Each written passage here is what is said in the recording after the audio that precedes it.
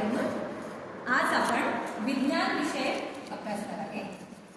तर या विषयाच्या संबंधित काही प्रश्न मला तुम्हाला विचारायचे आहेत, कारण आपण प्रश्नांच्या माध्यमातून ही माहिती घेणार आहोत.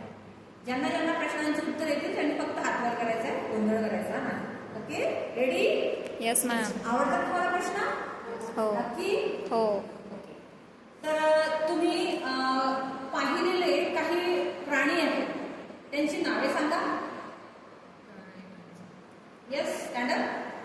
गाय, मांजर, वाघ, सिंह, कासव. Okay, very good. Sit down. तर आपल्याला आता अश्विनीने काय सांगितलंय? प्राण्यांची नावे सांगितली. मला एक सांगा, अश्विनीने ते सांगितलेले सगळे प्राणी आपल्या आजूबाजूला आहेत का? अश्विनीने सांगितलं कुत्रा, मांजर, वाघ, बकरी, कुत्रा, सिंह, हे सगळे आपल्या आजूबाजूला आहेत का? नाही, सर्व नाहीये. सर्व. Very good. काही आहे. कोणते आहे वर्गीकरण सांगू शकते? हा, सुप्रिया. कुत्रा, मांजर, मीरा. कुत्रा, मांजर, बकरी, गाय. हे कुठे सापडतात? आपल्या जवळपास. आणि बाकीचे राहिलेले प्राणी वनस्पती म्हणजे जंगलामध्ये दिसतात. ओके, चांगला प्रयत्न केला. तुला काय सांगते बेटा? बस तू काय सांगू शकते?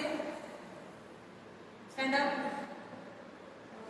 काही प्राणी हे आपल्या सभोवतालचे आहे, जसे की गाय, कुत्रा, मांजर, बकरी वगैरे, आणि वाघ, सिंह, हत्ती वगैरे हे सर्व जंगली प्राणी आहेत. Very good. म्हणजे तुम्हाला दोन गोष्टी कळल्या आहेत की काही प्राणी जे आपण ऐकलेले नावं किंवा पाहिलेले आहेत त्यातले काही आपल्या जवळ दिसतात आणि काही आपल्या जवळ दिसत नाही. जसं की मी तुम्हाला एका बॉक्समध्ये काल प्राणी दाखवले होते, त्यातले तुम्ही पाहिले होते. त्यातले काही आपल्याला ओळखीचे होते, काही ओळखीचे नव्हते. काही तुम्हाला दिसतात, काही दिसत नाही. याचा अर्थ काय की ज्यांना आपण सहज आपल्या घरी पाळतो ते सगळे पाळीव प्राणी असतात, आणि ज्यांना घरी पाळत नाहीत ते सगळे जंगलामध्ये किंवा आपल्याला वनामध्ये पाहायला मिळतात. जे घरी पाळण्यासाठी बंदी आहे असे सगळे कुठे असतात? जंगलात. हे तुम्हाला माहिती आहे. हे दोन तुम्ही पाहिलेले आहेत म्हणून तुम्ही सांगू शकता. पण याच्या व्यतिरिक्त पण प्राण्यांचे काही प्रकार असतात जे की आपल्याला माहिती कदाचित असतील किंवा नसतील. एवढेच नाही, जे डोळ्याने दिसतात, डोळ्याने दिसत नाही, आपल्या अवताली भोवताली असतात किंवा अवताली भोवताली नसतात, किंवा आपण पिक्चरमध्येच पाहतो असे असतात.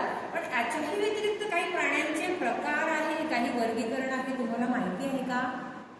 तुम्ही कुठे ऐकलं आहे का? तुम्हाला कुठे माहिती मिळाली आहे त्याची? तुम्ही एखाद्या चॅनलवर वगैरे बघितलं आहे का? नाही? ओके, काही हरकत नाही. नसेल तुम्हाला माहिती, पण आपण जे प्राण्यांचं वर्गीकरण आज अभ्यासणार आहे त्यामध्ये आज आपल्याला प्राण्यांच्या या प्रकारांप्रमाणेच तुम्हाला माहिती असलेल्या पाळीव प्राणी आणि जंगली प्राणी किंवा वन्यजीव प्राणी यांच्याप्रमाणेच काही प्राण्यांचं अजून वर्गीकरण आहे. तेच प्राण्यांच्या वर्गीकरण या पाठामध्ये आज आपल्याला अभ्यासायचं आहे. आणि ते कोणते प्राणी? तर जलचर प्राणी हे प्रकार.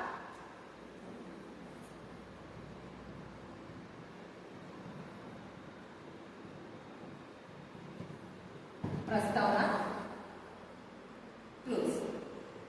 तर आज विद्यार्थी मित्रांनो, आपण प्राण्यांच्या वर्गीकरण या विज्ञान विषयामध्ये जलचर प्राणी हा प्राण्यांच्या वर्गीकरणातला प्रकार अभ्यासणार आहोत. स्पष्टीकरण उदाहरण टाकले. तर बघा, जलचर म्हणजे काय?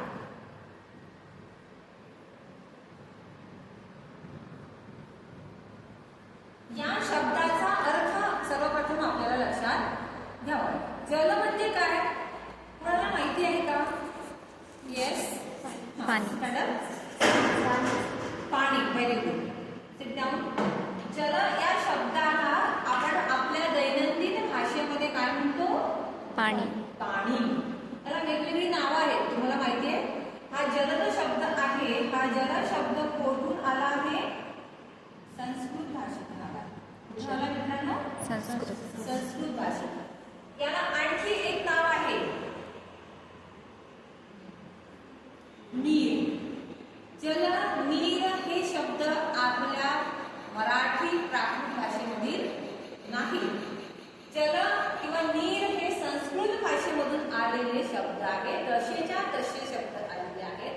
म्हणून याला कधी कधी आपण ऐकताना वाचताना म्हणतो की हे शब्द कोणते आहेत, तर यांना तत्सम शब्द मराठीमध्ये सुद्धा म्हणतात. व्याकरणाच्या भाषेत तत्सम शब्द जे जसेच्या तसे इतर भाषेतून आपल्याकडे येतात. आपण कुठल्याही प्रकारची प्रक्रिया त्या शब्दावर करत नाही म्हणून त्यांना तत्सम म्हणतात. आता ते जलचर प्राणी असा शब्दप्रयोग आपल्या विज्ञानामध्ये केलेला आहे, जे की फक्त जलात म्हणजे पाण्यातच राहतात, पाण्याबाहेर राहू शकत नाही.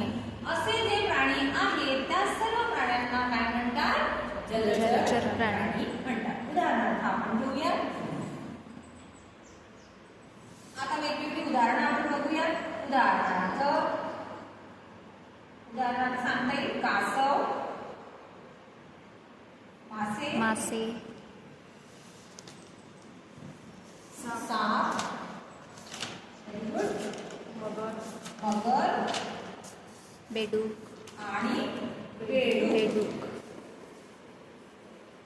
आणखी काही तुम्हाला माहिती आहेत का? तुम्ही सांगू शकता काही उदाहरणं? छोटे छोटे कीटक वगैरे. ओके, तुम्हाला कुठे पाहण्यात आढळले असतील, कुठे पिक्चर पाहिले असतील, तुम्ही मूवीज पाहिल्या असतील, डिस्कवरीवर पाहिल्या असतील, असे काही प्राणी तुम्हाला आढळले नाही. आता ती काही आपल्या हातची गोष्ट नाही आहे की आपण जाऊन बघून यायचं आणि शोधून काढायचे, कारण हे सगळे कुठे सापडतात? पाण्यामध्ये. पाण्यामध्ये म्हणजे नदी, समुद्र, महासागर या ठिकाणी ते आपल्याला पाहायला